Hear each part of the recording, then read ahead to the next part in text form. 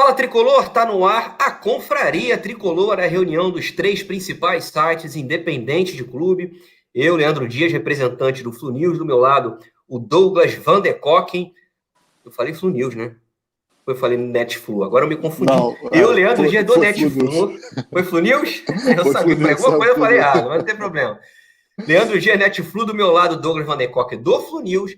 Aqui embaixo de mim, o Vinícius Toledo, do Explosão. E o nosso convidado, José Elan, jornalista, apresentador dos canais Fox Sports. Fala, Elan, tudo bem? Fala, Leandro, Douglas, Vinícius, um prazer estar aqui com vocês. Vamos bater um papo.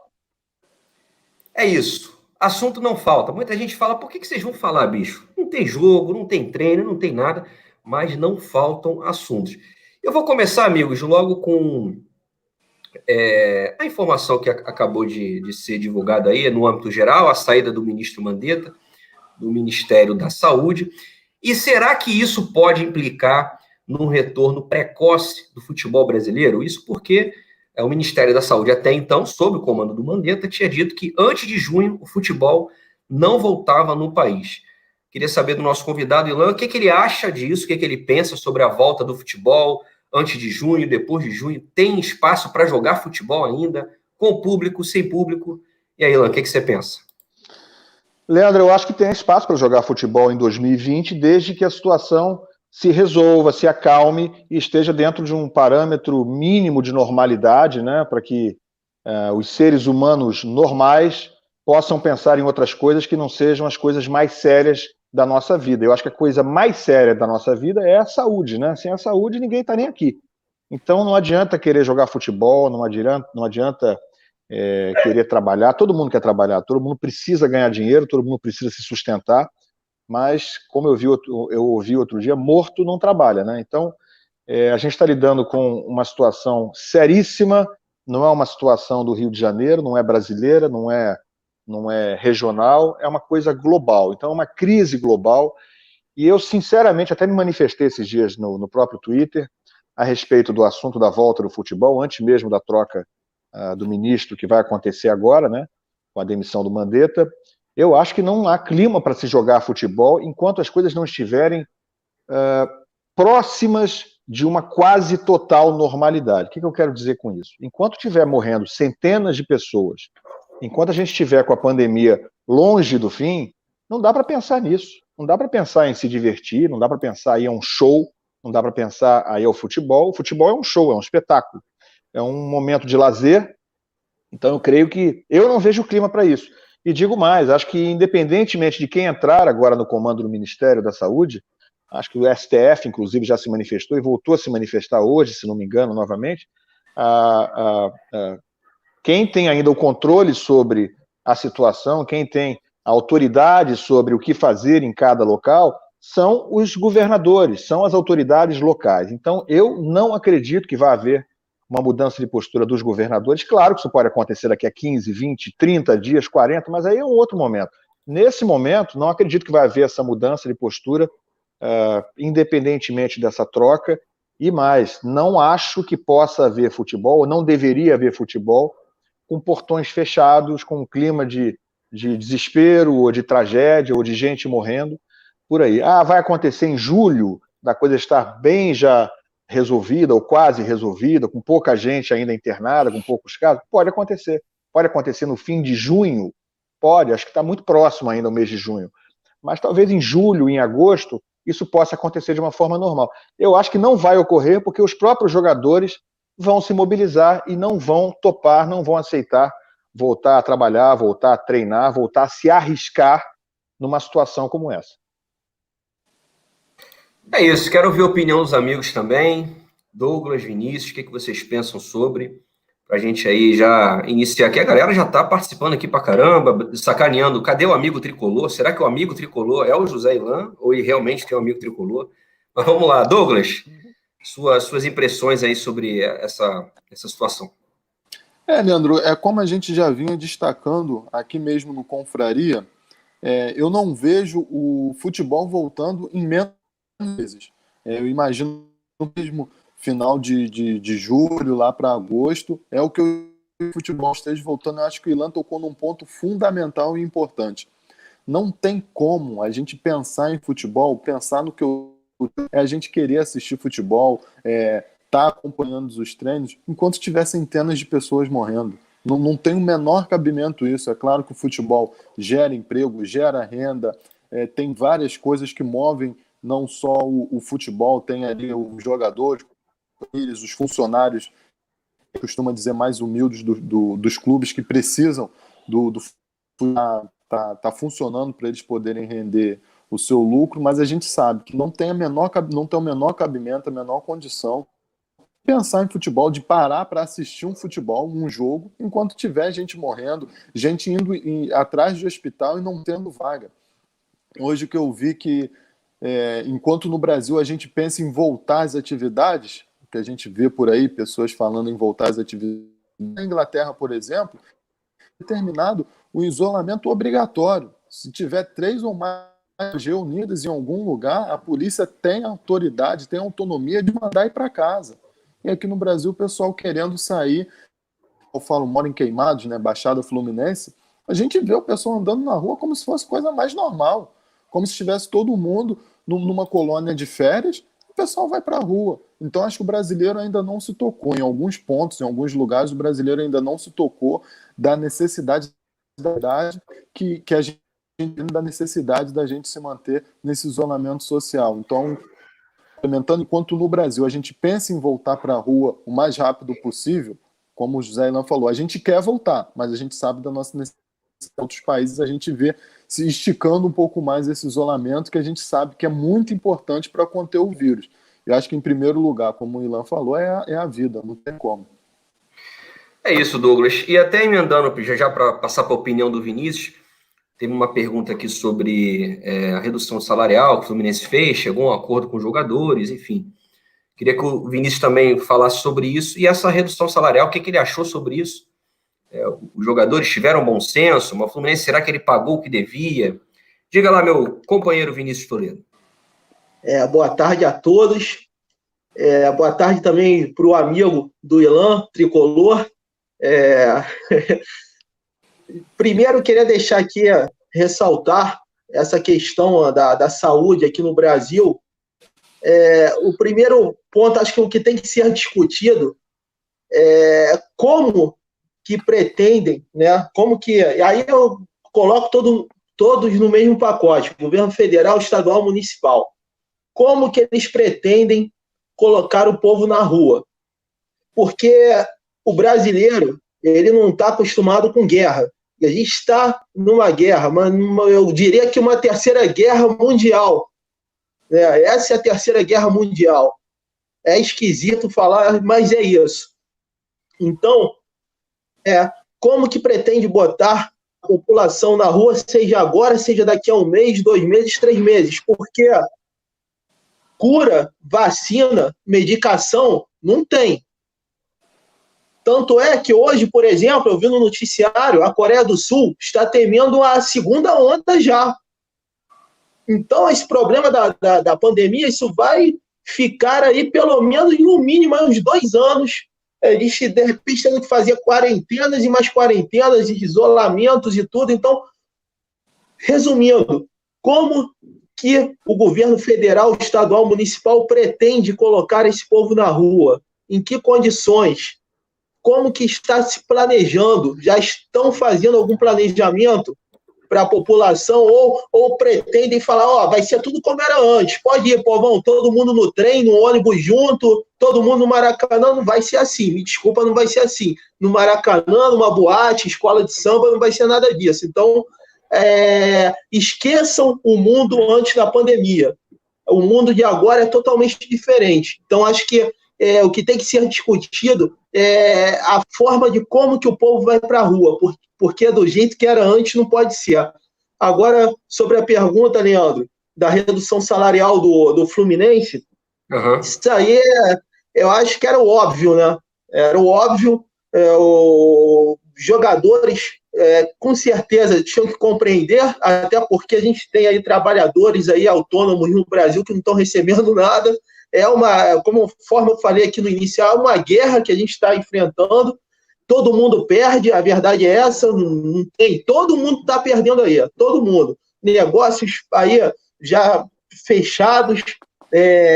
Eu, por exemplo, não sei se o site vai estar, se ficar sem futebol por mais 2, 3 meses, eu não sei se meu site vai ficar no ar. Não sei. Tem custos para isso? Entendeu? A audiência caiu, eu não posso também exigir do meu público que vai lá, entra lá no site, não sei o quê. Não, tá todo mundo preocupado. Foi como o Elan falou, as prioridades são outras. Futebol é o de menos, entendeu? Futebol vai para o final da fila, nem entra na fila. Então, essa redução salarial foi uma bola dentro, a forma que a diretoria conduziu, e eu queria até esticar um pouco mais essa questão, não salarial, tá? Mas o posicionamento do Fluminense nos bastidores do futebol carioca. Eu ia perguntar isso para vocês, exatamente sobre isso. Postura do Mário. Por mais que às vezes a gente critique alguns pontos e tudo da gestão, mas a gente tem que bater palmas para o posicionamento da diretoria do Fluminense. Não é fácil você chegar lá nos bastidores e falar: não concordo contigo, Ferdi, não concordo contigo, Flamengo, e provavelmente não concordo contigo, Dona Globo. Né?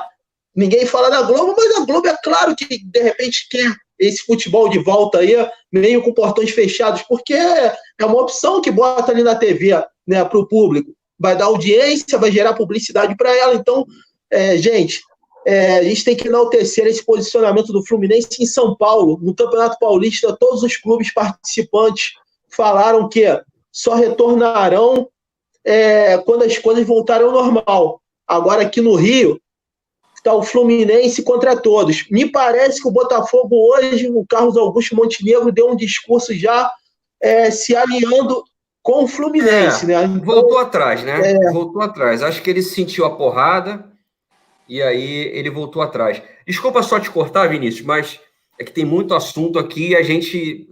eu não queria que a gente ficasse só nessa questão de pandemia, embora você liga a televisão, o papo é só esse.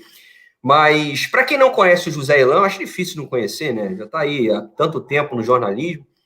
Mas, para quem está chegando hoje no nosso país, queria que o Ilan falasse um pouquinho sobre a carreira dele, como é que ele começou, como é que ele foi parar lá na Fox Sports. Já está 8 anos, né, Ilan?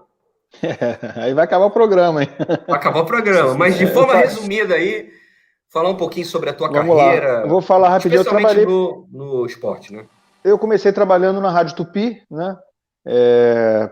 Tem gente que está no mercado até hoje que trabalhou comigo. Aliás, o João Guilherme, que é narrador da Fox hoje, era narrador da Tupi na época, junto comigo. Tem um gol com ele narrando e eu fazendo a ponta de reportagem, um gol do Fluminense em Cariacica, numa vitória sobre o Desportivo. Está no YouTube esse gol aí, por isso que eu estou citando ele. Até outro dia a gente postou isso no Twitter. É legal isso aí. Então eu trabalhei com o João Guilherme já em 1990, 91 na Rádio Tupi, comecei lá. Em 93, saí da Tupi e fui para a TV Globo, onde fiquei uns 2 anos, antes de ir para a TV Manchete. A Manchete que não existe mais, fiquei na Manchete de 95 a 99, e aí voltei para a TV Globo, e aí fiquei na TV Globo de 99 até 2000, até o fim de 2011, como repórter, e aí em 2012 iniciei o projeto na Fox, onde estou até hoje. E essa é uma trajetória aí que esse ano está completando 30 anos. Estou completando 30 anos de profissão. Não parece nem que eu tenho 30 de vida, né? Quase a minha idade. Eu estou com 34, cara. Pois é, eu vou para 5.0 no fim desse ano, fazer 50. Beleza. E tenho 30 anos de profissão. Muito legal. Show de bola, Ilan.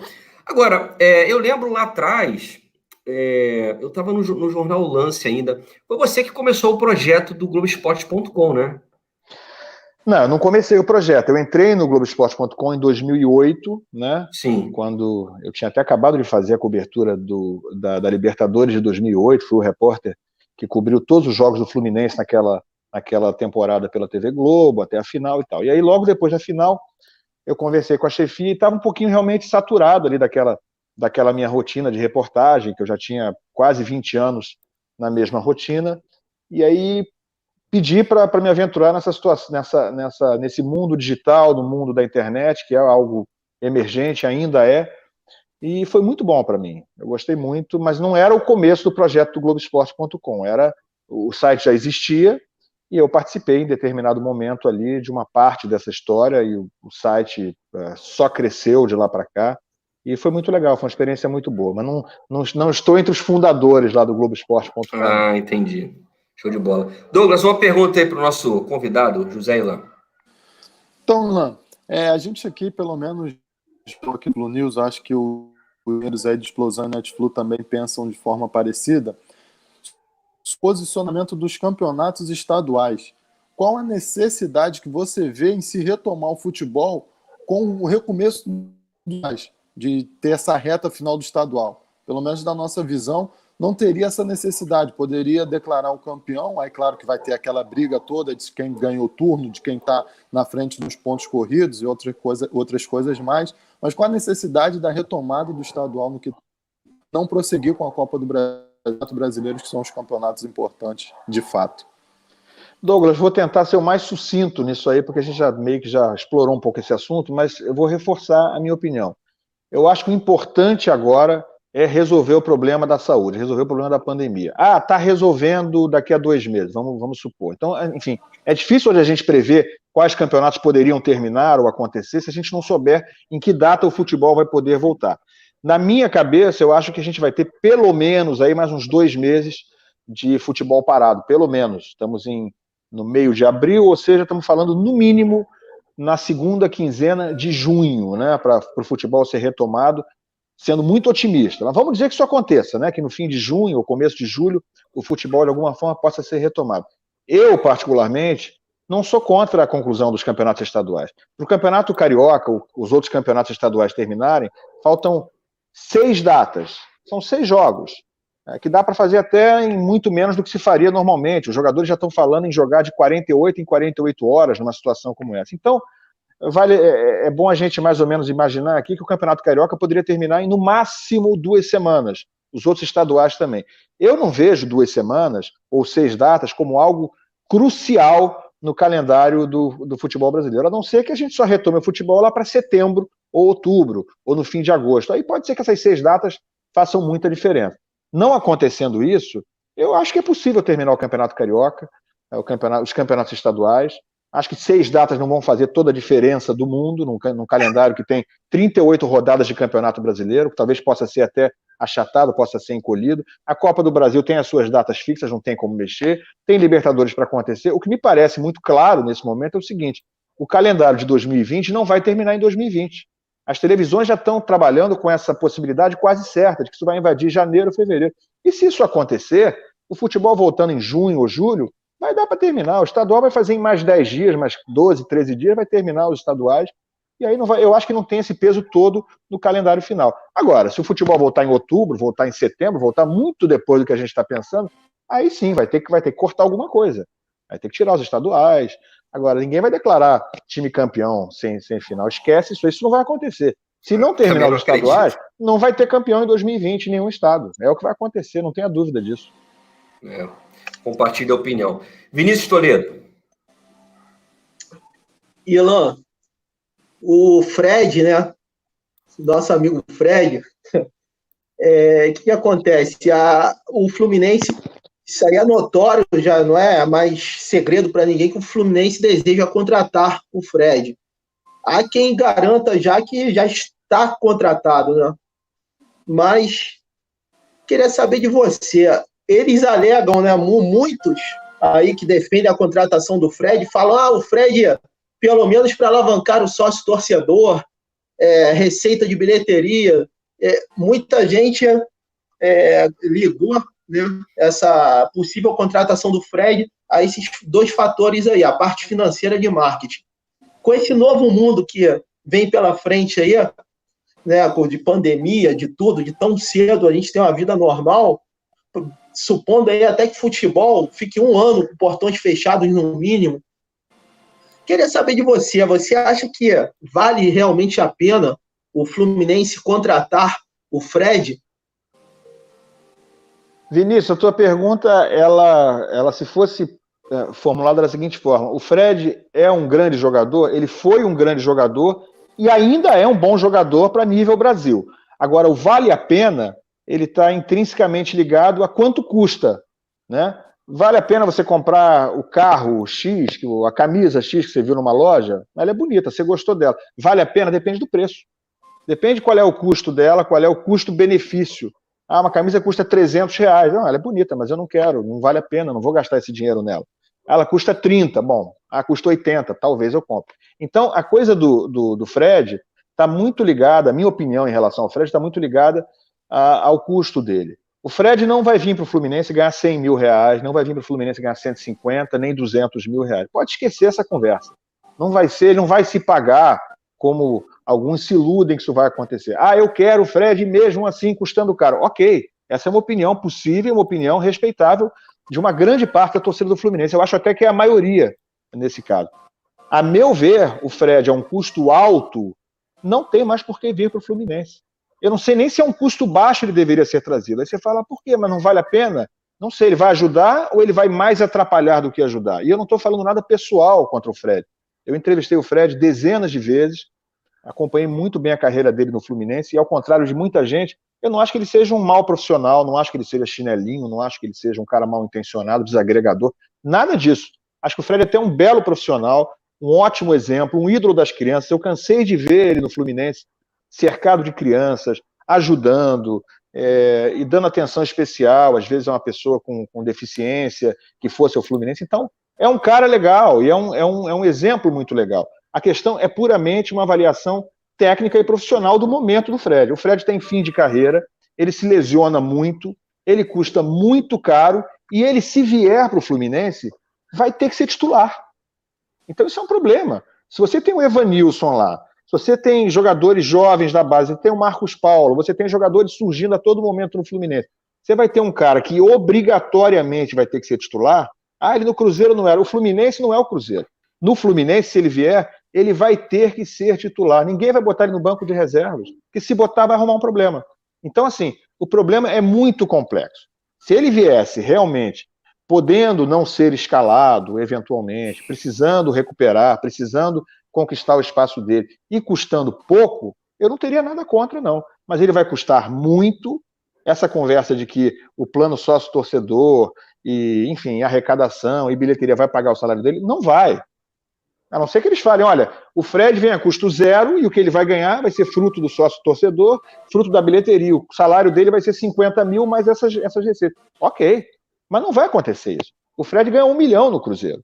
Ele, se vier ganhando pouco para o Fluminense, vai ganhar 500 mil, vai ganhar 400 mil e mais uma grana lá. E aí entra o outro problema. Ele obrigatoriamente vai ter que ser titular e vai deixar o treinador refém. Quando você é refém de alguém, você começa a atrapalhar o seu trabalho. Quando você não pode mais escolher os melhores, sei que o Leandro pensa diferente de mim, mas eu vi isso acontecer no ano passado com o Ganso, né? O Ganso agora está lá, ele está de boa, está no banco de reservas, está aceitando porque o Nenê está jogando e tal. Eu já ia te perguntar sobre isso.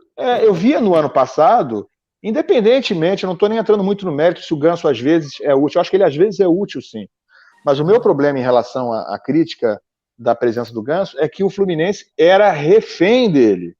Tinha a obrigação de escalar o jogador. Acho até que o Odair está conseguindo lidar bem com isso aí, não está fazendo. Mas no ano passado ele era obrigatoriamente escalado. Eu ia até entrar nesse tema mesmo, Ilan, porque lá no Twitter, quando eu escrevi lá que você ia participar conosco, alguns já vieram na minha canela, né? Falaram, ih, rapaz, esse embate do Leandro Dinizete e Gansetti com o Ilan, que não gosta do Diniz e do Ganso, vai ser espetacular. Mas que já não é que real, não é real. Depois vou falar do Diniz se você quiser também. Não, a gente pode entrar nesse assunto agora, chegando já com o pé na porta. Acho que o Fred a gente já falou muito aqui, fala sempre, vai ter que falar sempre, porque é um maior ídolo contemporâneo da história do Fluminense, ninguém tem dúvida disso. Mas eu lembro, quem te acompanha pelo Twitter, no Instagram, nas redes sociais, a tua crítica contundente, mais até em relação ao Diniz do que o Ganso. A gente chegou a ter algumas discussões em relação a isso. O que é jogar bem? O que é jogar bonito e não vencer? Agora você tem uma boa oportunidade, né, para os tricolores entenderem a tua opinião. Por que você era tão crítico do Fernando Diniz e também de Paulo Henrique Ganso? Olha, eu sugiro que quando acabar essa live, você, Leandro, e os outros tricolores possam ir ao meu Twitter e fazer uma busca em relação a Diniz no meu Twitter. Você vai ver que no começo do ano passado, Eu cobri ele de elogios. Talvez você não se lembre disso. Então, houve um certo momento da temporada que eu falei, vem cá, não dá mais. O cara joga bem, o time finaliza 35 vezes, 20 vezes, tem 70% de posse de bola e perde de todo mundo, ou não ganha de ninguém. Perde de todo mundo é modo de dizer, mas tinha um aproveitamento baixíssimo, baixíssimo. Ganhava um jogo em cada 10. Então, eu, em determinado momento, desisti. A verdade é essa. Mas o que você enxerga ou enxergava no estilo de jogo do Diniz, eu enxergava também. Eu tinha o maior prazer de ver o Fluminense jogar sob o comando do Diniz. Eu acho que era uma unanimidade, não só entre tricolores, mas entre torcedores de qualquer time, entre jornalistas. Ele é muito defendido pelos jornalistas, pela beleza do jogo, que nem está tão presente nesse São Paulo aí, mas era muito presente no Fluminense, que chegou a ser uma sensação no começo do ano passado. Então eu tinha essa mesma opinião. Mas eu me rendi ao aproveitamento, aos números. Eu falei, olha, alguma coisa está errada aí. E às vezes a gente nem sabe exatamente o que está errado. E lá, mas o que está errado? Você fala, como é que dá mais fácil? Uma vez você falou comigo, não é mais fácil um time que finaliza 30 vezes fazer um gol do que um que finaliza só 5 vezes? Claro que é. Mas se o time que finaliza 30 vezes nunca faz gol, alguma coisa está errada. Não pode ser só azar. Você chegou a falar, ele é o cara mais sem sorte do mundo. Isso não existe. Não existe. Ele não é o cara mais sem sorte do mundo. Alguma coisa estava errada. Eu tenho algumas teorias.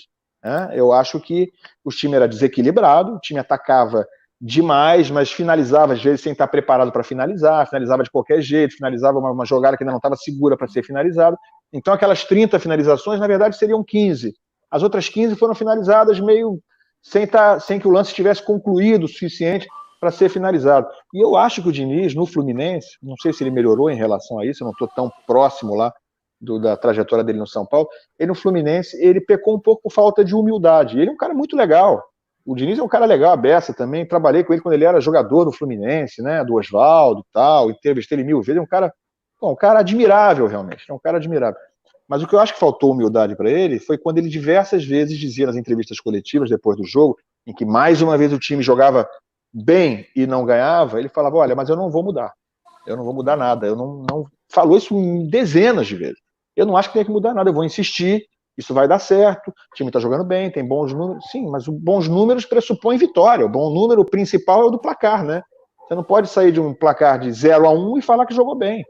Então, se ele se recusava a rever qualquer coisa que acontecia com o time de errado, um desequilíbrio, uma defesa muito exposta, na minha opinião, faltou humildade ao Diniz a partir de um certo momento. E ele fez escolhas erradas, né? Se dependesse do Diniz, o Agenor teria renovado o contrato, né? Ele indicou e ainda queria que ele renovasse o contrato. Quer dizer, não dá para você não falar sobre isso. Concorda? Não dá para não falar. Mas ô Ilan, você é Oswaldete, como o amigo Jonathan Grillo colocou aí? Ele falou aí, o Jonathan? Eu que escrevi, Embale Leandro, Diniz. Embate Leandro, existe a Dinizete. Não, de forma nenhuma. Mas eu não achei errada a demissão do Diniz naquela oportunidade. Não achei errada. Poderia ter, se ele tivesse ficado, o Fluminense poderia ter passado na Sul-Americana? Poderia ter passado. Talvez a oportunidade de demissão fosse 2 rodadas à frente, deveria deixar ele jogar ali a Sul-Americana, como acabou não acontecendo, os 2 jogos com o Corinthians. Pode ser. Talvez o timing não tenha sido perfeito, mas estava chegando numa situação de absoluto limite. Ele tinha acabado de perder do CSA, se não me engano, do Avaí no Maracanã, e aí não deu para segurar. Acho que ele teve culpa na saída dele do Fluminense. Mas ele é um cara admirável e eu não acho impossível que ele volte ao Fluminense até em breve. E quem sabe ele volte mais maduro e faça um trabalho superior, né? Show de bola. Douglas, uma pergunta aí para o nosso convidado. Então, eu já queria até associar o Diniz em relação ao Odair, que tem muito se falado, principalmente agora, pouco antes recente, quando o Fluminense foi eliminado da Sul-Americana e ficou às portas aí da eliminação da Copa do Brasil, que a gente pode dizer assim, já que perdeu isso por 1-0, que seria um futebol não tão bonito, até o Fluminense joga de vez em quando em alguns jogos um futebol bonito, aí ficou aquela dúvida, né? Jogar feio e ganhar ou jogar bonito e perder. E agora o Fluminense não está jogando nem tão bonito, já foi eliminado da Sul-Americana e está de ser eliminado da Brasil. Então, como é que fica agora com o Odair, que não está jogando tão bem, já foi eliminado? Ô Douglas, respondendo a tua pergunta, claro que o mundo ideal é jogar bem e ganhar. Isso aí ninguém vai discutir, ninguém é maluco aqui. Mas se não existe o mundo ideal, às vezes existe, né? O Flamengo do Jorge Jesus joga bem quase sempre, ganha quase sempre. Mas vamos considerar isso uma exceção, porque é uma exceção. Então, se a gente, em geral, tem que escolher entre as duas coisas, ou não jogar tão bem assim e ganhar, como, por exemplo, era o Fluminense do Muricy Ramalho, como era o Fluminense do Abel em 2012, que sofria altos sufocos, mas ganhava de 0,5-0, porque o Cavalieri segurava tudo lá atrás. Enfim, era bonito de se ver? Na minha opinião, não era, mas ganhou. Então, e ninguém reclamou, né? Engraçado é isso. Então, o mundo ideal é jogar bem e ganhar. Mas entre jogar bem e perder, e jogar mal e ganhar, claro que é muito melhor jogar mal e ganhar, né? Porque se você jogar mal e ganhar todos os jogos, você vai ser campeão, você vai levantar a taça, você vai ganhar dinheiro, você vai aumentar a sua torcida. Então, jogar bem e perder pode acontecer 1, 2, 3, 4, não pode acontecer o campeonato inteiro. Se acontecesse o campeonato inteiro, o Fluminense teria sido rebaixado ano passado com o Diniz. Quando ele saiu do Fluminense, o time tinha 25% de aproveitamento. Quer dizer, é uma loucura. E aí entrou o Marcão, que, sem fazer nenhuma mágica, o time não estava jogando bulhufas, assim, você fala, ó, tá, tem uma nova formação tática. O próprio Oswaldo já tinha subido o aproveitamento, com aquele desencontro todo do time jogando sob o comando do Oswaldo, o aproveitamento já tinha subido, se não me engano, para cerca de 40%. Mas não deu certo, né? Ele brigou com um, brigou com o outro. Com o Marcão, o aproveitamento foi acima de 50%. Então, o ideal, claro, é jogar bem e ganhar. Vamos, então, ao que você está perguntando em relação ao Odair. Eu não vejo que ele tenha encontrado ainda o trabalho dele. Não acho que ele tenha encontrado uma forma de jogar. Não sei se os amigos concordam. Eu não consigo ver uma sequência. Quando eu imaginei, quando você viu um joguinho, não me lembro nem, mas estão há tanto tempo parado já, né? Eu não me lembro nem qual foi o jogo, mas quando a gente viu um esboço de um time jogando alguma coisa do Fluminense, aí, né, no jogo seguinte ele ia ter todo mundo à disposição, que ele finalmente tirou o Henrique do meio campo e estava com todo mundo à disposição, eu falei, bom, agora vai dar uma engrenada, e aí não deu. Também não me lembro contra quem foi, mas o time deu uma rateada. Então, assim, o que me parece é que o Odair não tem ainda convicções sobre o trabalho dele, tanto é que ele troca muito o jogador, né? Acho até que as últimas trocas que ele fez pareciam, a meu ver, boas trocas, né? Quando ele botou o Hudson para jogar finalmente, quando ele fixou ali o Evanilson como titular, porque demorou isso acontecer, né? Ele demorou a encontrar uma formação que acabou quase se fixando nesse fim, quando de repente parou tudo. Mas quando isso parecia que aconteceria, não aconteceu. Eu tenho a solução? Não tenho, não sou o treinador, né? Nós somos observadores e a gente tenta entender o que está acontecendo, o que pode ser melhor ou não. Que você fala assim, hoje o time vai jogar bem, acho que com essa formação, essa é a formação ideal. Aí acaba o jogo, o cara, ô Ilan, você não falou que ia jogar bem, né? O cara vem no Twitter. E aí? Sim, eu não sou o treinador. Eu acho que aquela é a melhor formação. Só para complementar, você acha que ele não está até de vez em quando cometendo alguns erros que o Diniz cometia, em certa forma, na teimosia? Até o que você falou, complementar, de escalação. Escalação, o Digão? Por exemplo, o Digão é um deles. Quando ele manteve por muito tempo o Henrique, junto com, agora me fugiu o nome de volante, que o pessoal reclamava muito, era o Henrique Hudson. Yuri, o meio de campo. E quando ele demorou para promover o Evanilson e o Marcos Paulo, que todo mundo falava que já devia ser titular na partida aqui do Maracanã contra o time lá pela Sul-Americana, e não foi. E aí, quando entraram, os dois gol. Então não está tendo um pouquinho teimoso nessas mudanças? Claro que tá, mas é difícil a gente entender, né? A coisa do Digão é muito difícil de entender, né? São mistérios do tipo, por que no ano passado, na reta final, o Pablo Diego entrava em todos os jogos? Eu não conseguia entender. Assim, não havia uma única explicação. E aí, naquela época, eu falei com uma pessoa de dentro do Fluminense que me disse o seguinte, Ilan, deixa acabar essa temporada, eu vou te contar isso no almoço. Acabou que eu não almocei com essa pessoa, mas enfim, havia alguma coisa interna. Olha só, Ilan, tu não almoçou com a pessoa e renovaram com o Pablo Diego por 2 anos. Tinha que ter ido pra esse piorou. almoço. Acho que o cara ficou com vergonha, mas ele me falou o seguinte, quando acabar aqui, deixa a gente sair do sufoco, eu vou te contar. Mas havia alguma coisa interna ali, que eu não sei exatamente do que se tratava, e eu falei, gente, como é que o Pablo Diego entra em todo jogo? Não é possível e tal. Mas, enfim, são mistérios, e eu acho que em relação ao Digão, eu vejo um mistério desse tipo. Ainda que seja um mistério por uma razão justa. Pode ser que o Digão seja um líder muito positivo dentro do grupo, um cara em quem o Odair confie demais. Esse tipo de coisa existe, um representante dele dentro de campo. Então, assim, eu só posso ver como possibilidade essa aí, porque é óbvio que a zaga do Fluminense, teoricamente, a correta é o Nino e Matheus Ferraz, né? Qualquer coisa diferente disso, pelo menos o que o Matheus Ferraz vinha jogando no ano passado. E ele voltou agora e aparentemente está tudo bem. Ele ainda não cometeu nenhuma grande falha, embora esteja começando agora a sua volta. Então, considero que sim. Acho que o Odair, como quase todo treinador, tem as suas teimosias. Eu acho que o Digão é a mais emblemática delas, né? Eu tenho algumas outras, vamos dizer assim, implicâncias, né? Já falei sobre isso, acho que também lá no Twitter. Sei que eu estou contra quase todo mundo nisso aí, mas eu acho que o Gilberto não pode ser titular do Fluminense. Ah, mas quem vai ser o titular? É o Julião? Não sei, mas o único que tem lá sem ser o Gilberto é o Julião, então pode ser o Julião. Eu não vejo que o Julião tenha jogado tão mal assim nas partidas em que entrou, entendeu? E olha que eu não sou fã em nada do Julião. Não acho que ele seja um grande jogador, acho que longe disso. Mas o Gilberto terminou a temporada passada muito mal, muito mal. Ele fez um gol, acho que na penúltima rodada, e parece que todo mundo perdoou tudo que ele não tinha feito no restante da temporada. Mas ele não jogou nada em 2019. Ele foi bem em 2018, é verdade, todo mundo achou, eu também achei. Foi muito mal em 2019, e me parece que a torcida do Fluminense tem um nível de exigência muito baixo, né? Porque ele fez um gol na última rodada, o pessoal, Gilberto, aí agora ele jogou umas 2 partidas razoáveis esse ano também, melhorou um pouquinho esse ano, é verdade. Mas ele continua muito abaixo para ser um jogador titular do Fluminense, né? Eu acho que o nível de exigência de toda a torcida tricolor anda muito baixo. Esse é um dos grandes problemas atuais. Vinícius Toledo.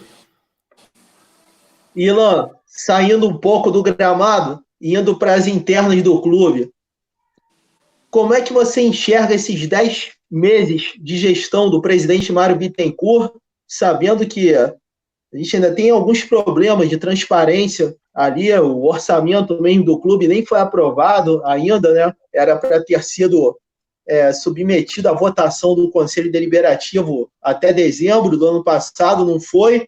Aí, quando eles marcaram para realizar o evento da votação, estourou esse problema da pandemia e também, né, convenhamos, o orçamento não só do Fluminense, mas de todos os clubes do mundo terão que ser revistos, né, Ilan? Porque a perda de receitas ali vai ser bem considerável. Inclusive, na revista Valor, o presidente Mário Bittencourt falou que a estimativa parece que está entre 20% a 25% de perda de receita, e eles estariam trabalhando para esse ano com uma receita total de 200 a 230 milhões de reais. A gente sabe que o Fluminense possui custos administrativos elevados. O back-office do Fluminense, por exemplo, foi elevado pelo ex-presidente Pedro Abad de 2018 para 2019, de R$ 1.900.000 para 3.700.000 mensais. Isso para o último ano de gestão dele. Eu queria saber de você, que é um cara que já está há 30 anos aí no meio do futebol, como que você enxerga, também conhecendo ali como que funciona toda aquela estrutura política do Fluminense, que são ciclos ali, como se fosse uma espécie de feudos, né, que dominam o Fluminense, que parece andar em círculo ali, quando um passa o bastão para o outro, o cara que passa agora pega lá na frente de novo. Como é que você enxerga essa gestão do presidente Mário Bittencourt e toda essa situação que envolve o Fluminense aí, nas internas do clube?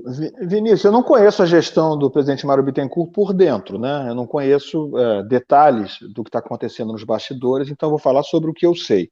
O que a gente ouve dizer, o que a gente tem de informação, né? Vamos trabalhar com informação, é de que ele, na parte de sanear dívidas, de equacionar dívidas que vieram já de outras administrações, tem feito um trabalho até razoável. Ele conseguiu equacionar algumas pendências que penhoravam receitas do Fluminense, receitas importantes. Então, acho que o presidente Mário Bittencourt, nesse aspecto, tem até saído razoavelmente bem. Ele me parece ser um cara muito bem relacionado, né? Habilidoso para tratar, ao contrário do que era o antecessor, o Pedro Abad, o Bittencourt fala muito bem, e ele é um cara habilidoso para negociar, né? Ele é um bom negociador. Então, acho que ele tem saído bem nesse aspecto, pelo menos no que a gente sabe de forma externa. Agora, isso tudo não adianta se ele desperdiçar dinheiro em outras frentes. E aí eu vou ter que novamente me referir ao caso do Fred. Não estou dizendo que isso vai acontecer, mas precisa ser muito claro com que recursos ou a que custo o Fluminense vai trazer o Fred. Não adianta se empolgar, eu sou amigo do Fred, eu quero ser o presidente que vai repatriar o Fred, vou sair na foto junto com ele, no momento que ele vestir a camisa, porque o presidente Mário Bittencourt gosta bastante disso, né? Gosta de câmera. Na primeira semana em que ele assumiu o Fluminense, ele foi ao CT inaugurar uma sala que não foi construída por ele, mas ele quis estar presente lá, apareceu, como se tivesse sido ele o cara inaugurar. Acho que foi a sala de imprensa, se não me engano.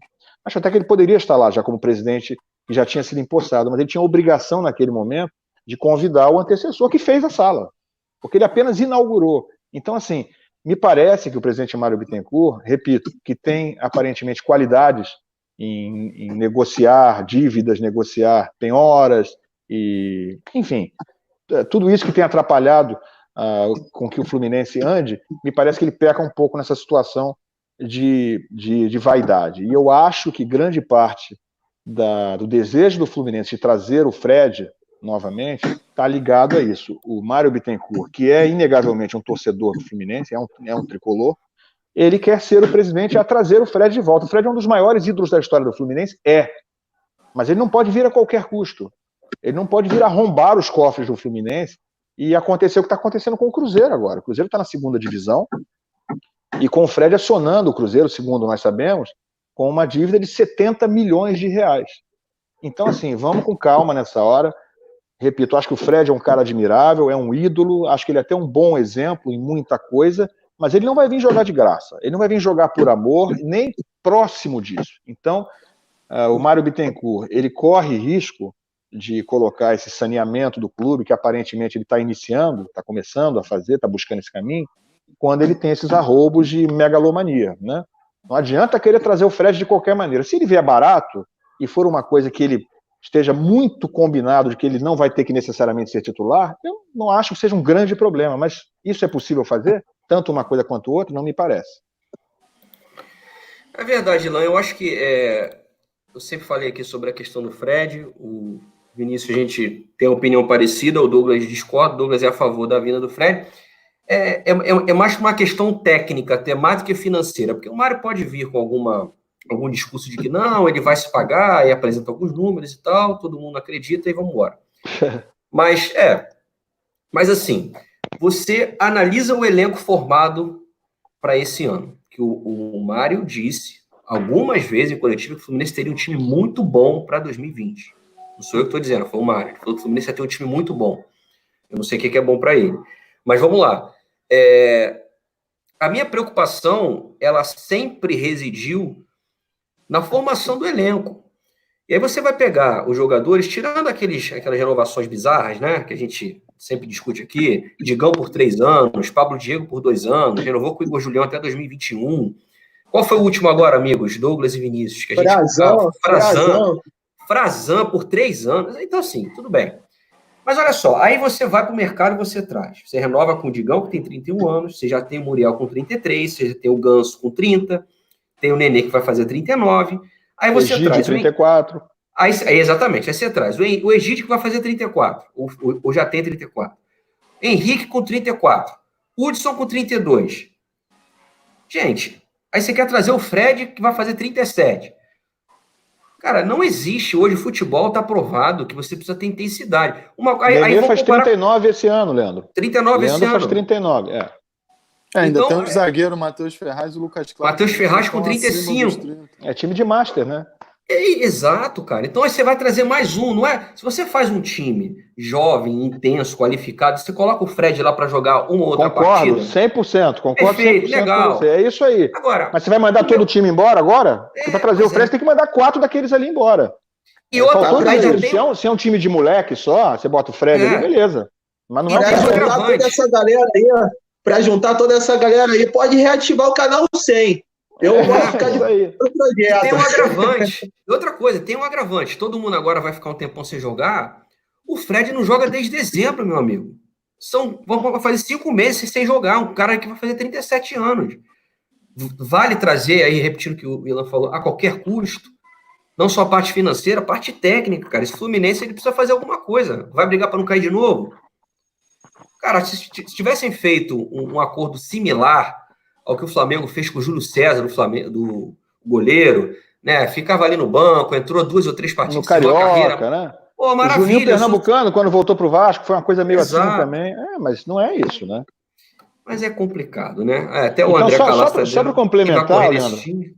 vou complementar Pode falar. rapidinho. Eu deixei de citar exatamente o que você falou. Quando eu falei que o Mário parece ir bem em algumas questões de sanear o clube financeiramente, isso vai totalmente na contramão de querer trazer o Fred, na contramão de renovar o contrato dessa forma inacreditável, injustificável do Pablo Diego, do Digão por esse tempo, de trazer o Henrique. Pô, você foi lá no Cruzeiro, tá, traz um. Vai lá, traz 3 caras que acabaram de ser rebaixados, traz um monte de gente com 35 anos. Então, assim, não combina com essa repactuação de dívida, com essa, enfim, organização financeira que parece querer fazer o Mário Bittencourt. Contratar um monte de gente que você sabe que não vai dar para todos eles jogarem, que são jogadores caros de 35 anos, 34 anos, já com algum nome, que não vem baratinho, né? Então, isso, uma coisa não combina com a outra. Acho que ele está pecando nisso aí. Douglas Van der Koken. Então, acho que só para complementar esse negócio do Fred, porque quem defende o Fred como eu, acho que vai citar isso, né? A gente fala jogadores aí acima dos 30. Só que o que eu defendo, Ilan, já até externei isso aqui para os amigos, é o ataque é muito novo. Então a gente tem um Evanilson, que é como eu cito, quando a gente mais precisou do Evanilson, que foi na Sul-Americana, ao meu ver, não sei se vocês enxergam da mesma forma, ele teve 2 ou 3 bolas aí para fazer o gol, que na minha visão o Fred faria e ele pecou, e ele não fez. Então acho que o Fred pode agregar, porque na montagem do elenco, como a gente falou, houve esses equívocos. No meio de campo, por exemplo, onde a gente utilizaria de tantos jogadores, de montão, é tudo acima dos 30 anos. Todos eles que esse ano, se a gente for ver no meio de campo ali na volância, tem mais de 30. Então poderia ter trazido pelo menos um e o Fred, por exemplo. Sim, Douglas, mas isso não vai mais acontecer. Isso não vai acontecer. Agora, esses caras já estão todos ali com o contrato em vigor, sim, né? Você já tem um problema ali, né? Não tem como mandar embora todo mundo de uma vez. E o que o Leandro falou, eu já tinha pensado nisso. Se o Fluminense tivesse um time de meninos, né? Talvez com um cara ali experiente, ali atrás na zaga, o Matheus Ferraz, e o resto fosse tudo molecado, tava legal trazer o Fred, não tinha problema. Mas com essa galera que tá lá, vai se repetir o cenário do Cruzeiro. E nem tinha tanto velho assim no Cruzeiro, né? Olha o que aconteceu com o Cruzeiro aí, com um monte de medalhão, um monte de cara casca grossa, enfim, que é um pessoal que é tudo amigo, né, e tal. Enfim, não adianta. Nem sempre um monte de gente ali casca grossa, experiente, alguns até de categoria muito reconhecida, como é o caso do Thiago Neves, nem sempre dá jeito. A coisa não se encaixa muitas vezes. É muita gente pesadona, é muita gente velha, é muita gente... O futebol hoje não comporta mais isso. É uma correria constante. É uma molecada ali o tempo todo. O Fluminense com o Diniz no início do ano passado estava voando em campo, né? Não tinha essa garota, não tinha essa média de idade que tem hoje, não sei qual era, mas era uma média de idade bem mais baixa, e o time voava em campo, jogou, por exemplo, um jogo muito bom contra o Flamengo, quando Jesus estava assumindo o time, o Fluminense quase venceu o jogo, com o Diniz ainda comandando, o jogo foi 0-0 no Maracanã, enfim, conseguia jogar de igual para igual. A minha opinião se parece com essa do Leandro. Eu acho que o Fred, para chegar num grupo que já tem 6, 7 jogadores com 34, 35 anos, eu acho uma loucura. É o que dá para dizer, porque não vão mandar embora os outros, né? Dá para apostar no Evanilson como titular até o final? Não sei, mas no momento é ele que tem, né? Acho que faltou contratar melhor ali para aquela posição. Acho que o dinheiro que eles querem gastar no Fred dava para trazer alguém melhor, né? Alguém mais jovem, alguém que poderia até ser esse cara para competir com o Evanilson, para dividir a tarefa com ele. O problema é que foi feito um esforço muito grande para o Evanilson ficar, né? Ele quase foi embora no fim do ano, ele tinha acabado de fazer 2 gols bonitos contra o Corinthians na última rodada, e aí aquilo ali foi decisivo para ele ficar, né? Não tenho dúvida. O Evanilson ia acabar saindo. Ele não tinha aparecido, não tinha dado o ar da graça até a última rodada, quando botaram para jogar, ele fez 2 gols numa vitória fora de casa do Fluminense com o Corinthians. Aí ele acabou ficando. Ele é o cara ideal? Concordo com você. Nesse momento, ainda não parece ser o cara ideal, não. Mas não deu para saber ainda, né? A gente está em comecinho de temporada, eu acho que dá para esperar um pouquinho mais ele maturar. O Fred joga mais do que o Evanilson? Claro que joga. Jogava muito mais do que o Evanilson? É claro, mas ainda joga, ainda é um jogador que vai ter uma sequência de 15 jogos sem se machucar, ainda tem a velocidade que tinha o Fred? Não, não tem. Acho que ainda é útil, mas num cenário em que o time seja mais jovem. Agora, a gente rodou e voltou para o Fred, né? Impressionante como é que esse cara move paixões, né? Mas, assim, só a título de informação, tem alguns meses a gente apurou uma matéria, nosso repórter Paulo Brito. Aí, sem entrar no mérito, tá, pessoal? Se eu quero ou não, é só, tô dando a informação, alguns talvez não tenham visto. O Emanuel Gigliotti, quem lembra dele? O argentino, que fez aqueles gols lá no Flamengo, na final da Copa Sul-Americana. Ele foi oferecido ao Fluminense, ele está no Toluca do México, é um jogador de 32 anos, não é jovem, mas também não é tão velho. Ele foi oferecido ao Fluminense para um empréstimo de 1 ano, de graça, com salário, se não me engano, de 250 ou 300 mil reais, agora não lembro. E se ele não performasse pelo Fluminense, o Fluminense poderia devolver ele agora, no meio do ano, sem custos. Por que o Fluminense não foi à frente? A resposta todo mundo sabe, porque o Mário Bittencourt queria a contratação do Fred. Mais uma vez, não é o que eu quero. Eu acho que eu nem contrataria o Gigliotti, até porque ele já está com idade e certamente não é titular do Toluca do México. É só uma informação aqui de como a volta do Fred vem sendo planejada há muito tempo. É um desejo, era um projeto do Mário, é uma promessa até de campanha do Mário, né? Ele gosta de dizer que está repatriando o Fred, né? Eu não sei se ele considera o Fluminense como a pátria dele, né? Mas lembrar que o Fred está no Brasil. Mas tudo bem. Olha, vamos lá. Também convenhamos, né, Leandro? Esse argentino aí, ele veio para o mundo só para fazer a mulambada chorar e ponto. Nunca fazer tinha a nossa ouvido alegria, falar. Né? Foi só para fazer aquela graça em cima do Flamengo e pronto. Cumpriu com a missão dele na Terra já. Graças a Deus, fica no México. Não, eu concordo com você. Eu só estou trazendo aqui essa informação, porque a gente conseguiu apurar, porque assim, se indicasse qualquer atacante, até melhor do que o Gigliotti, e tem jogadores melhores que o Gigliotti, eu acho que o Mário iria recusar, porque ele está convicto nessa ideia de trazer o Fred, e o Fred vai vir para o Fluminense. É uma questão de tempo, para a alegria do Douglas aqui do meu lado, que quer. Foi a pergunta não tem para onde ir, né? Ele não tem para onde ir, o Fred. Não tem para onde ir. Né? Vamos falar aqui o português claro. Ele tem para onde? Alguém quer o Fred? Enfim, ninguém quer o Fred. Verdade é. Não é que o Fred não preste mais para nada, não é isso. Mas quem é que vai se aventurar a pagar o dinheiro que o Fred ganha ainda? Que o Fred quer receber? Então, ninguém quer o Fred. Né? Não adianta o Arapiraca querer o Fred. Ele não vai querer ganhar 10 mil reais. Né? Então, ele vai querer o muito pouco dele, vai ser 400 mil reais. Vai ser a promoção a 300, a 500 mil reais. Então, o Fred não tem mercado. Ele já sabe disso, inclusive, né? Mas grande parte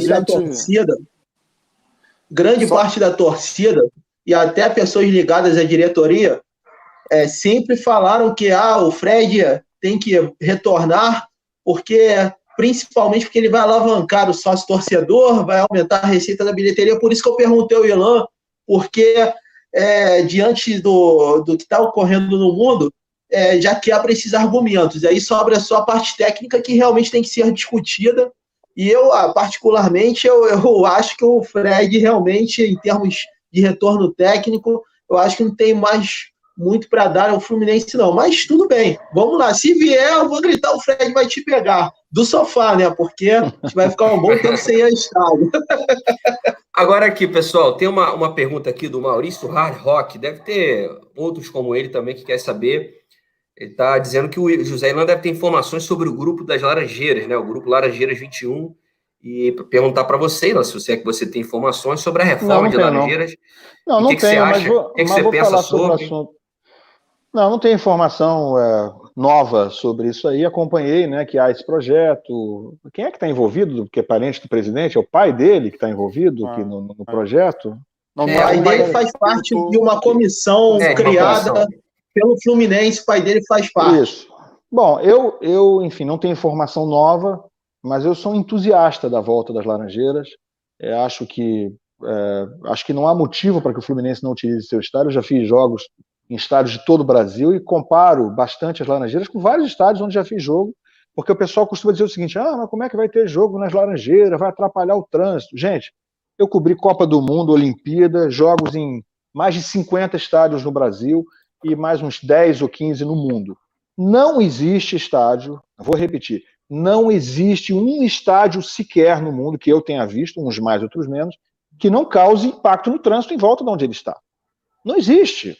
Então, esse papo de que vai atrapalhar o trânsito dos moradores de Laranjeiras.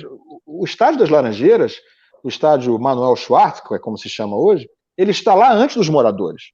Ali já existia um estádio. Então, quem mora ali, quem comprou apartamento ali, quem vive em Laranjeiras, nas cercanias, como eu vivi muitos anos, ali próximo, no bairro do Flamengo, quando compra, quando se muda para lá, sempre soube o seguinte, ali existe um estádio.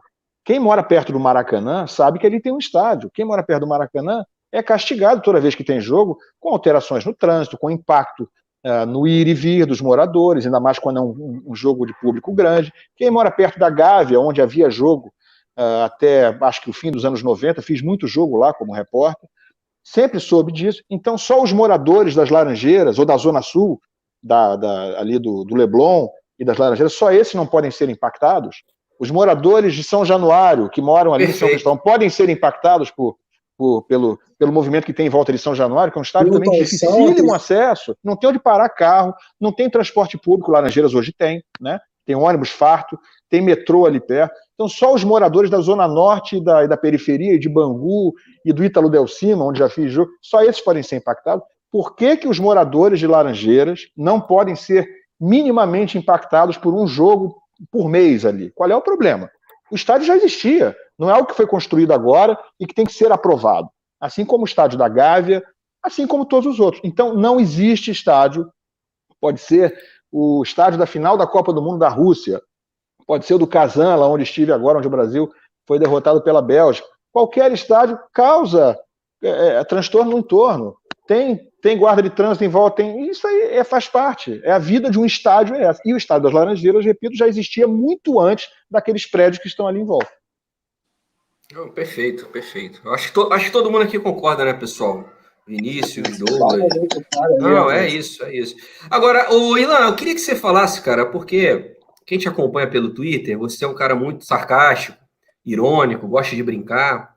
Isso é muito legal numa rede social que eu considero o Twitter, para mim, a rede social do ódio, né? As pessoas estão lá para odiar umas às outras. E é legal essa sua brincadeira que você faz, a interação, inclusive, com o Renato Maurício Prado, jornalista, assumidamente torcedor do Flamengo, essa brincadeira, na época que vocês trabalhavam juntos na Fox, o meu amigo tricolor, o meu amigo flamenguista, a galera entrava na onda, brincava. Mas vem cá, sendo bem direto, esse amigo tricolor existe? Ou, de fato, José Ilan está falando de si mesmo? Não, ele me manda mensagem, está aqui mandando freneticamente um monte de mensagem. Eu não ia participar, né? Porque isso aqui é um programa para tricolores, sim, mas ele insistiu muito que eu participasse. Você já tinha me convidado para alguma coisa antes, né, Leandro? Não me lembro, um tempo atrás, ano passado, e que eu não pude participar, não me lembro o que foi. Será que não foi para blogar, não? No Netflix? Não lembro agora. Não lembro. Foi alguma coisa desse tipo aí que eu também não lembro agora de cabeça. Mas naquela época o amigo tricolor não soube, então ele não tentou me convencer. Dessa vez ele falou: Ilan, vai, participa, você nunca participou de nada do Fluminense. Mas não tem porquê, vão achar que eu sou Fluminense. Não, vai lá, vai dar. Falei, tá bom, então estamos aqui. Mas como é que é essa tua relação? Porque a galera brinca, eu já vi lá no teu Twitter muitos tentando adivinhar seu clube, né? Porque eu lembro que até o Mauro César Pereira, ele fala isso, o torcedor, ele tem uma ânsia, né? Uma coisa de doida de tentar descobrir o time do jornalista. Parece que tudo vai mudar se descobrir o clube pelo qual o jornalista torce, o esportivo principalmente. Como é que é essa tua relação? Como é que você lida quando o torcedor, enfim, te indaga sobre o teu clube? Isso é uma situação comum, né? Muito comum, quando a gente está na rua, alguém me perguntar. E eu falo. Quando alguém me pergunta na rua, eu falo. Eu acho muito diferente você responder a uma pessoa na rua, ou estar no Maracanã, num determinado jogo, e alguém te encontrar e tal. Aconteceu. Eu fui outro dia no qual jogo era Flamengo e Vasco, esse 4x4 que teve, né? Teve agora um 4x4 de Flamengo e Vasco, foi um jogo, sim, olha, espetacular, né? E minha esposa foi comigo e tal, a gente estava ali no setor ali perto da imprensa, né? Tem as cadeiras especiais ali, não sei se chama assim ainda, acho que agora é as cativas, né? Enfim, nós estávamos ali, aí veio gente tirar foto comigo, papapá, pediu, e o pessoal pergunta time, né? Mas, Ilan, você é Flamengo e Vasco. Aí você responde lá. Eu não tenho nenhum problema com isso. Então, eu respondo sempre. Mas eu acho muito diferente você responder a duas pessoas que te encontram na rua, oralmente, que estão ali conversando com você, do que você botar isso na televisão, botar numa rede social, botar no jornal, botar num site.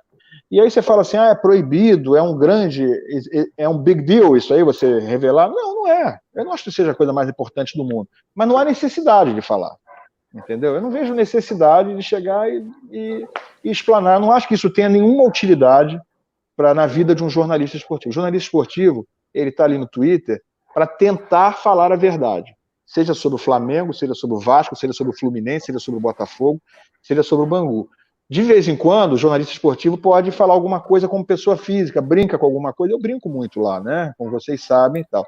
Mas eu acho que se você observar o meu Twitter, ele é muito claro do momento em que eu estou brincando e do momento que eu estou falando alguma coisa muito séria, né? A gente não tem falado muito nesses últimos dias sobre coisas do futebol. E também não tem tido coisa muito séria sem ser sobre a pandemia para se falar. Ontem ou anteontem, já não lembro, eu fiz lá uma thread lá sobre essa coisa da volta do futebol com portões fechados ou não, porque eu comecei a ver se falar sobre isso, os clubes querendo voltar, planejando voltar, falei, bom, vou escrever um negócio sério sobre isso aqui. Coisa que a gente falou aqui no começo, né? Eu não vejo nenhuma condição, nenhum aspecto humano de alguém que esteja pensando em jogar futebol agora. Eu não acho isso uma coisa razoável. Então, o meu Twitter, ele é frequentado por mim, pelas dicas do meu amigo tricolor e pela pessoa jurídica, né, que eu sou. Eu sou um jornalista. Então, de vez em quando, o pessoal vem encher meu saco lá. Muitos tricolores, né? Às vezes, depois de uma derrota do Fluminense, ou de um jogo que o time ganhou, mas jogou mal, eu vou lá e falo, ganhou, mas teve isso, teve aquilo, faltou isso, faltou aquilo. Você nunca está satisfeito. Você quer o quê? Você parece vascaíno, você parece Flamengo. Eu não sou nada disso, eu sou jornalista, gente. Os caras não estão entendendo isso. Entendeu? Olha o nosso amigo aí, o Marcos Benjamin, ele acabou de revelar seu clube. Ó. Pena que o Ilan torça para o Bangu, seria um belo reforço tricolor na torcida, então tá aí, né? Agora, o clube pelo qual torce o filho do José Ilan, qual é mesmo, hein? Alguém sabe? Ih, rapaz, ele torce por mim. O filho daquele amigo tricolor, é tricolor, claro, né? Já botei até foto dele, né? Mostrei uma vez, encontrei ele e tal. O filho daquele amigo tem um filho também, é tricolor. Agora aqui, pessoal, já chegamos aqui 1 hora de live, o papo tá muito bom, passa rápido, mas precisamos liberar o Ilan, que daqui a pouco tá entrando no ar. Douglas, uma última pergunta, ou enfim, o que você quiser aí para o nosso convidado. Não, só queria saber, já que entramos nos méritos aí dos filhos dos nossos amigos aí, né? Se está sendo muito difícil aí manter esse filho do amigo tricolor aí vibrando pelo Fluminense, já o que a gente vem vendo os nossos amigos falando é essa euforia aí dessa pular, vamos dizer assim. Olha, pela teoria seria, né? Mas pelo que eu tenho falado com aquele meu amigo, tá bem tranquilo. Não tem hipótese dele. Parece um menino, não quer saber de outra coisa, não, cara. E a mãe dele é Flamengo, né? A esposa desse meu amigo aí é Flamengo. E já tentou dar umas viradas na rota aí, mas o negócio passa longe, entendeu? Não faz nem cosquinha. Então, acho que tá bem tranquilo. O moleque é bem tranquilo, Não precisou, pelo que eu acompanho da história, aquele meu amigo não precisou nem fazer esforço, não foi negócio de forçar, botou camisa e teve que doutrinar o moleque, não. Acho que o moleque veio pronto de fábrica, parece. Deve ser fã do Fred. Bem provável. Vinícius Toledo. Ilan, você falou que cobriu, né? Fez toda a cobertura da campanha do Fluminense na Taça Libertadores 2008. Provavelmente seu amigo estava sempre junto contigo ali. Qual foi a reação do seu amigo depois de lá do último pênalti lá que o Washington perdeu, né? E a LDU, consequentemente, foi campeã da Taça Libertadores. Qual foi a reação do seu amigo? Ele estava contigo na hora? Ele estava ali atrás, né? Que tinha ali eu não me lembro se era geral, não tinha geral mais não em 2008. Era aquelas cadeiras já unificadas, se eu não me engano, né? Mas estava ali atrás, cara. Estava ali atrás. Olha, eu estava ali dentro trabalhando. Não é um trabalho... qualquer time que tivesse em campo ali, não seria um trabalho dos mais simples de fazer. Uma final, mas eu fiz muitas finais de Libertadores, não fiz só essa. Eu fiz 2006, quando o Internacional foi campeão no Beira-Rio contra o São Paulo. Eu fiz depois uma que o Grêmio ganhou, já não me lembro nem mais de quem, cara. Estou ficando velho mesmo, mas ganhou também em 2009 ou 2010, no Olímpico, ainda era o Olímpico. Eu fiz umas 5 ou 6 finais de Libertadores. Enfim, não é um trabalho fácil, tem que estar muito concentrado, né? Eu, naquele dia, como em quase todas essas outras oportunidades, eu estava na transmissão da TV Globo, então uma responsabilidade muito grande, você está falando com muita gente, você sabe que está falando com todo mundo que não está ali no estádio, todo mundo que tá fora do estádio. Esse é um dia como é esse tal desse BBB, agora que está todo mundo vendo, menos eu, né? No dia da final, pelo que eu estou entendendo, vai estar todo mundo vendo esse troço aí. Eu tenho que procurar alguma coisa para fazer, porque eu não vou estar. Então, assim, brincadeiras à parte, uma final de Libertadores é uma noite em que está todo mundo vendo você fazer aquele jogo, notadamente na TV Globo, que era quem estava transmitindo. Não sei nem se o Sport TV transmitia naquela época a final junto ou não. Então, é uma responsabilidade muito grande. Eu confesso a você o seguinte, ali você consegue ficar realmente centrado no teu negócio, tem que estar muito concentrado, né? Você tem que estar atento se alguém falou alguma coisa no banco, se o cara vai mexer, se teve um detalhe ali que para você não perder. E é claro, como qualquer pessoa que está assistindo ao jogo, você tem algum tipo de envolvimento emocional, é impossível não ter, mas você consegue deixar esse envolvimento para daqui a pouquinho, entendeu? Para você pensar nisso, ou para você, para a tua ficha cair daqui a alguns minutos. Porque na hora que está acontecendo ali, amigo, você está realmente focado, concentrado no teu trabalho e não dá muito tempo de sofrer ou de vibrar com nada, não. Cara, tem muitas perguntas aqui lá da galera. Vamos ver se a gente consegue, numa Pode fazer próxima algumas aí, oportunidade. Leandro. Se quiser fazer Mas algumas. daqui a pouco a gente tem que te liberar, que já chegamos uma hora de live. Mas tem uma legal aqui que eu queria colocar, do Ronei Lopes. Olha aí, ó. Ilan, existe dentro do jornalismo esportivo algum tipo de supervalorização de pequenas coisas para os grandes times e uma subestimação dos grandes fatos dos pequenos times? Eu achei uma boa pergunta do Ronei Lopes. Dentro do jornalismo esportivo, algum tipo de... Olha, eu não posso falar isso de uma forma padrão. Existe, ele está perguntando no jornalismo esportivo. Eu vou falar de forma um pouco mais específica. A Flapress existe, Ilan?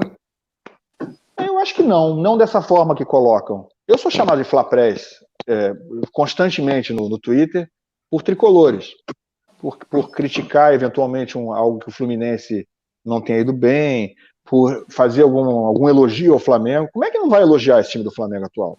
Como é que você não vai elogiar a administração do Flamengo, tirando toda a parte, né, a cafajestagem que eles estão fazendo em relação às vítimas do Ninho do Urubu, que eu não toco nesse assunto, porque eu não vou explorar isso. Eu acho que também você tem que ter uma ética humana de não explorar aquilo ali. Você tem que fazer as críticas que tem que fazer como jornalista, né, como crítico, como observador do que está acontecendo, ou reportar o que está acontecendo. Agora, fazer brincadeira em relação a isso, zombar disso, colocar isso no mesmo pote com uma provocação de um torcedor sobre futebol, não dá. Então, assim, tirando isso aí, como é que você não vai elogiar esse time do Flamengo? O que tem feito o Flamengo, o trabalho do Flamengo? Então, mas eu respondendo a pergunta do internauta, no jornalismo existe, parece que é quase assim uma coisa pensar, vamos supervalorizar coisas pequenas dos grandes times e desvalorizar coisas grandes dos times pequenos. Eu não acho que seja uma coisa planejada. O que existe, a meu ver, é que os times com maior contingente de torcedores, eles vão ter mais espaço na imprensa do que times com menor número de torcedores.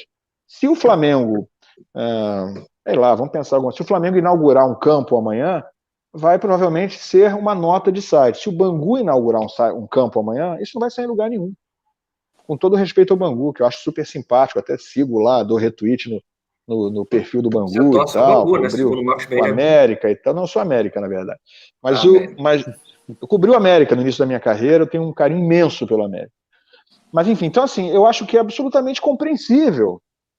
Existem os exageros de forçar a mão, de falar 1 hora sobre o Corinthians no programa X e outra hora sobre o Flamengo, e aí ficar 20 minutos falando dos outros times todos. Existe exagero. Mas aí cada um responde por cada um, né? Eu só posso responder por mim. Eu só posso responder pela minha visão editorial das coisas. Eu entendo que um time que tenha maior contingente de torcedores, o noticiário dele interessa a mais gente. Você tem 10 milhões de pessoas para consumir o conteúdo de um determinado time e 500 mil para consumir o conteúdo daquele outro time, é normal que o time de 500 mil torcedores tenha menos espaço do que o de 10 milhões. Ah, mas se for um grande feito no time de 500 mil, eu acho que ele tem que ter um grande espaço. Aí é que entra a situação. Eu acho que um time dos chamados grandes do Brasil, se ele tem um grande feito, eu acho que ele vai ter um grande espaço, sim. Ah, ele vai ter o mesmo espaço do Flamengo e do Corinthians? Não sei, eu acho que deveria ter. Eu acho que deveria ter. Eu só posso responder por mim. Eu não acho que seja, então só completando a resposta, eu não acho que seja algo planejado, padronizado. Olha, vamos só falar desses dois aqui, o resto a gente fala tudo no cantinho, rapidinho. Eu acho que não é padronizado. Eu acho que existem visões e visões dentro do jornalismo, mas o jornalismo, as emissoras de TV, os jornais, os sites, as rádios, eles também são empresas, né? Eles também lidam com lucro, com anúncio, com audiência. Então, eu acho que em determinado momento pesa, sim, o tamanho da audiência proporcionada por cada clube. Mas eu acho que a forma correta de lidar com isso é de uma forma equilibrada. Se é um grande feito de um clube que tem um pouco menos de torcida, eu acho que o grande feito tem que ter um espaço grande também. Agora, no noticiário normal do dia a dia, eu acho mais ou menos natural que um clube de torcida muito maior tenha um pouco mais de espaço do que o clube de torcida menor. Perfeito. Bom, pessoal, poderia alongar aqui o programa, ficar 2, 3 horas numa boa, mas temos nossos compromissos. Como eu disse, liberar o Ilan, que daqui a pouco está participando lá. É o debate final, Ilan? Qual é o programa às que 8 você horas. participa? Hoje vou estar no debate final às 8 horas, amanhã no Expediente Futebol, às 6 com meu amigo João Guilherme. Esse ninguém sabe o time, né? Eu sei, eu sei. É isso, pessoal. Bom, esse programa aqui, ao vivo, vai ficar na íntegra nos canais do YouTube do Netflu, do Explosão Tricolor e do Flu News. Então, você vai poder acompanhar por lá também. É isso. Quero agradecer aqui o Ilan por ter aceito o nosso convite. Muito obrigado, Ilan. Um grande abraço aí, sucesso. Você tenha mais 30 anos de carreira aí, 40, Obrigado, 50. Leandro. Obrigado a você, um abraço pelo convite, obrigado ao Vinícius, ao Douglas, obrigado a todo mundo que mandou mensagem. Eu consegui ler várias aqui enquanto a gente estava conversando, não deu para responder todas, mas eu estava olhando aqui. Então, agradeço a todo mundo que participou, muito obrigado pela oportunidade, foi uma honra estar aqui. Valeu, Vinícius, um abraço. Valeu, Leandro, valeu, Douglas. Sucesso aí nesse novo mundo que vem pela frente aí. Grande abraço e obrigado. Valeu, Douglas.